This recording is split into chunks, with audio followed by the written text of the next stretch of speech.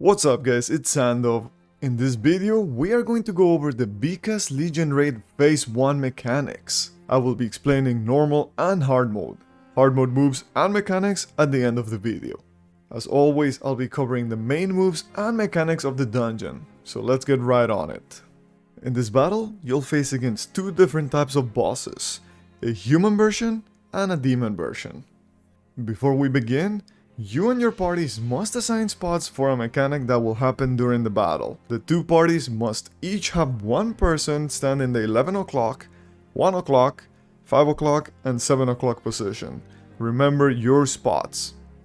You and your raid will begin the fight together, but shortly after dealing the initial damage, both parties will be separated to face either the human version or the demon version of the boss. It'll be random. This is indicated by a cutscene. You can find out which boss you're gonna be facing first by the end of the cutscene. There's one thing you need to know. The attacks of both the human version and demon version are exactly the same. However, in the demon version, the purple telegraphed attacks are actually the safe zone. Stand inside the purple telegraphs to prevent taking damage. Alright guys, we're mainly gonna be talking about the human form, since he's got all the mechanics. The first mechanic will happen at 48 health bars. The human boss will teleport to the center of the arena and cast an aura around him. You must stand inside the circle to avoid wiping. Remember the position you set yourself at the beginning of the raid? Stand in that position.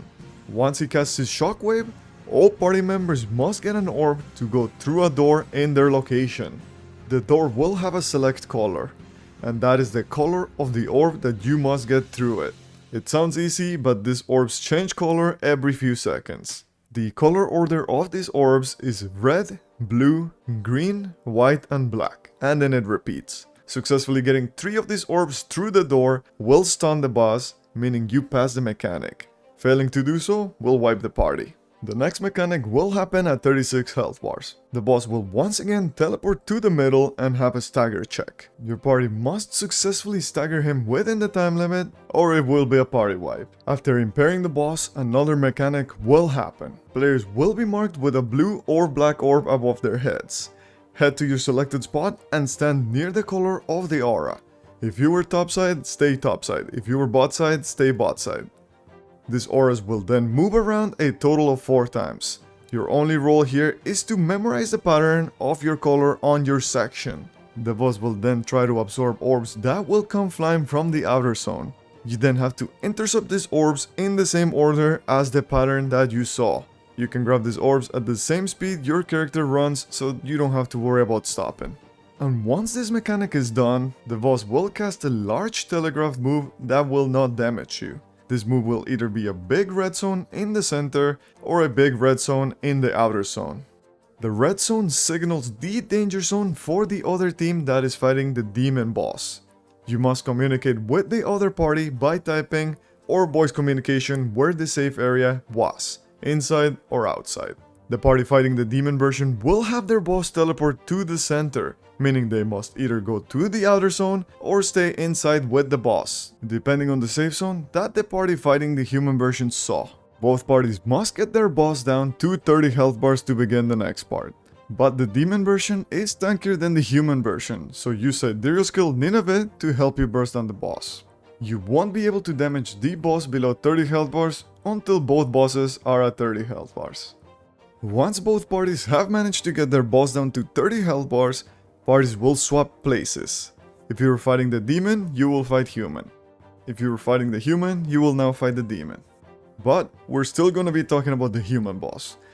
At 25 health bars, the human boss will teleport to the middle and cast 4 big circles, 1 in each cardinal direction: north, east, south, and west.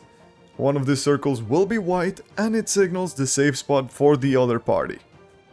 You must communicate with the party fighting the demon boss which circle was the safe spot via typing or voice communication. So when the party fighting the demon boss sees the 4 circles, they'll know where to go. Back to the human boss. At around 13 health bars, the impairment mechanic will happen again. followed by the memory mechanic, and afterwards the danger zone, which you must communicate to the other party. It's pretty much just a burn to 0 from here. However, both bosses will enter a mini rage phase when below 5 health bars, with increased attack speeds and damage, and you will not be able to kill your boss until both bosses are at 0 health bars.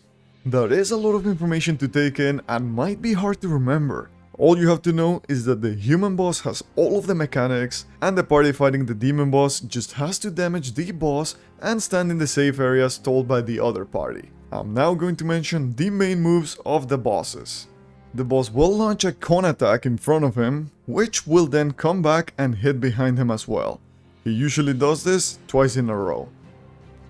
Another move to watch out for is his mini teleport into the 3 telegraphed long triangle attacks. Right after this, he will always cast a Pac-Man attack in front of him, so stand behind him. If you are fighting the demon form, stand on either rectangle, then stand in front of him.